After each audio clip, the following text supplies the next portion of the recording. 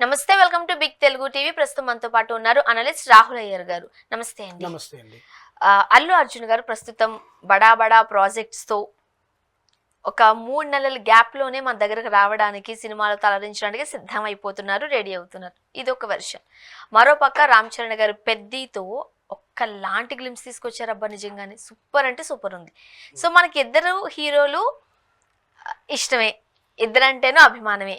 కాకపోతే ఈ ఇద్దరి మధ్య బాగానే ఉన్నప్పటికీ ఎక్కడి నుంచో ఏదో కాస్త ఇబ్బందికరమైన పరిస్థితులు ఎదుర్కొంటున్నాం అన్నట్టుగా కనిపిస్తున్న నేపథ్యంలో మరి నిజంగానే అల్లు అర్జున్ గారి బర్త్డేకి మెగా కాంపౌండ్ నుంచి ఒక్కరు కూడా హ్యాపీ బర్త్డే అని చెప్పలేదు.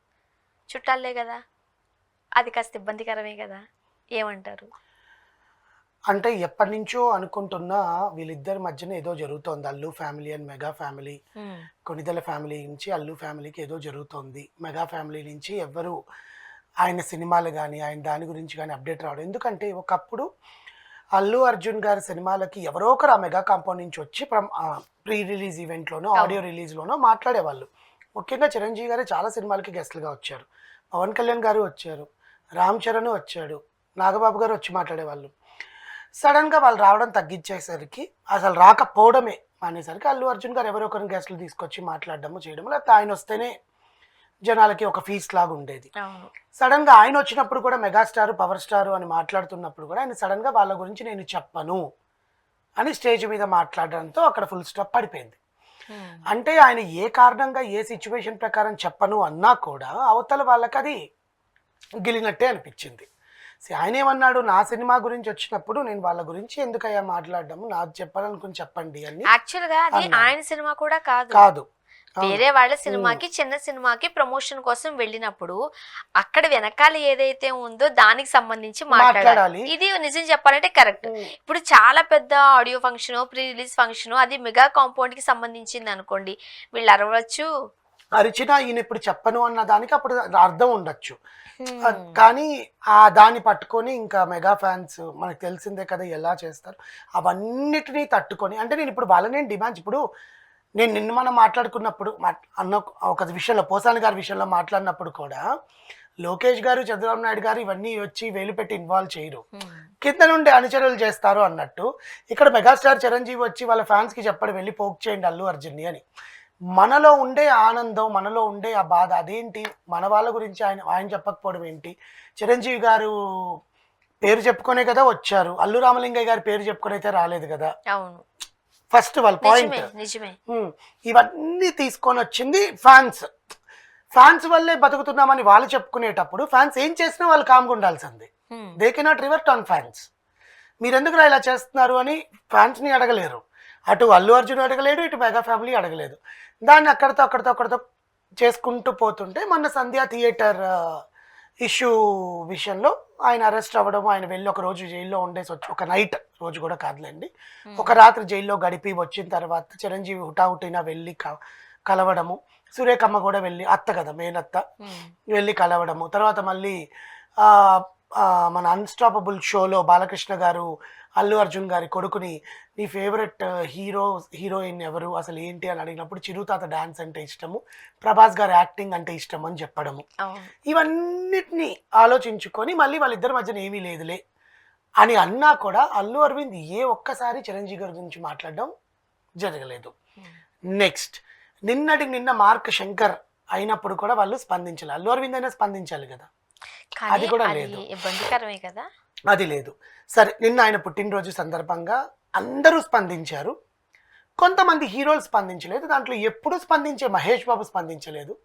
ఏ హీరో దాన్ని అనుకుందాం, మహేష్ బాబు సౌత్ ఆఫ్రికాలో రాజమౌళి కట్టేసి ఫోన్లు గిన్నెలని లాక్ పెట్టేస్తున్నాడు కాబట్టి ఏం స్పందించకపోవడానికి ఒక రీజన్ అయ్యి ఉంటుంది. నిజంగా హీరోలు చేస్తారా పనులు, వాళ్ళ టీం ఉంటారు, వాళ్ళ టీం కదా.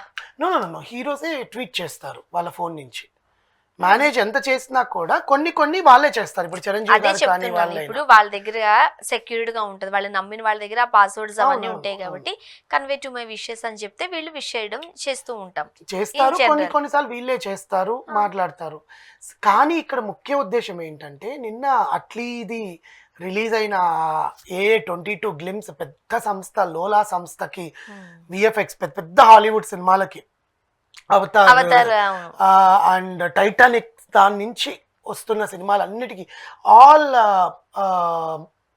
మార్వెల్ అండ్ డీసీ సినిమాలకు కూడా లోలా సంస్థ అనేది వర్క్ చేసింది అవును. ఒకానొక విఎఫ్ఎక్స్ సంస్థగా. దాన్ని తీసుకొచ్చి అసలు ఆ గ్లిమ్స్ లోనే చూపించారు. ఆ అల్లు అర్జున్ని మనం చూస్తుంటే ఆ గ్లిమ్స్ లోనే చూపించడము, దానికి ఒక తెలుగు సినిమా స్థాయిని ఇంకొక మెట్టు ఎక్కే ప్రయత్నంలో అల్లు అర్జున్ అట్లీ కూడా ఒక పాత్ర పోషిస్తున్నందుకు తెలుగు సినిమా ఇండస్ట్రీ పెద్దగా ఇప్పుడు నేను ఉన్నాను అని చెప్పుకునే చిరంజీవి గారు ఎందుకు స్పందించలేదు అని చాలా మంది ప్రశ్న. ఇక్కడ రెండు ఉన్నాయి. హ్యాపీ బర్త్డే అల్లు అర్జున్ అని చెప్పడానికి నిమిషం పట్టదు అవన్నిటి మీద స్పందించలేదు అనడానికి. కానీ హ్యాపీ బర్త్డే అల్లు అర్జున్ అని ఎవ్వరూ ఆ కాంపౌండ్ నుంచి స్పందించలేదు, ఇంక్లూడింగ్ ఆడవాళ్ళైనా మగవాళ్ళైనా కూడా. ఇప్పుడు లావణ్య త్రిపాఠి కానీ, నిహారిక కానీ, వరుణ్ తేజ్ కానీ, సాయిధరం తేజ్ కానీ, సాయిధరం తేజ్ స్పందించాడు అనుకోండి, ఆయన ఎప్పుడో చెప్పేశాడు నేను అతని గురించి మాట్లాడని క్లారిటీ ఇచ్చేశాడు Saidharam Tej. So he has a rivalry అనుకుంటా, మనకు తెలియదు ఆయన మనసులో ఏముందో మనకు తెలియదు. కానీ మిగతా వాళ్ళు రామ్ చరణ్, చిరంజీవి గారు, సురేఖ అత్తే కదా. అవును. కానీ చాలా మంది వర్గాలు మాట్లాడుకునేది ఏంటంటే తమ్ముడి కొడుకు అక్కడ ప్రమాదంలో ఉన్న టెన్షన్లో ఉన్నారు, అందుకని వీళ్ళు దాని పని మీద బేస్ చేసుకున్నారు అని ఒక రీజన్గా చెప్తున్నారు. ఏది ఏమైనా ఇప్పుడు తమ్ముడు కొడుకు అంటే మార్క్ శంకర్ దాని గురించి వీళ్ళ టెన్షన్లో ఉండడం కరెక్టే, దాన్ని మనం తప్పు పట్టాల్సిన పని లేదు. పవన్ కళ్యాణ్కి ఫోన్లు చేయడము లేకపోతే అక్కడ ఎట్లుందో పరిస్థితి కనుక నాకేమనిపించింది అంటే టు బి ఫ్రాంక్, ఇప్పుడు ఓకే బర్త్డే విషెస్ ఎవరు కన్వే చేయలేదు, ఇట్స్ ఓకే, నో ప్రాబ్లం. కానీ అబ్బాయి చిన్న బాబు హాస్పిటలైజ్డ్ అయ్యారు, ఐసీయూలో ఉన్నారు అని అన్నప్పుడు ఖచ్చితంగా ఏదో ఒకటి మనం అంటే ఫోన్లు చేసి ఉండొచ్చు గాక, లేకపోతే మాట్లాడి ఉండొచ్చు.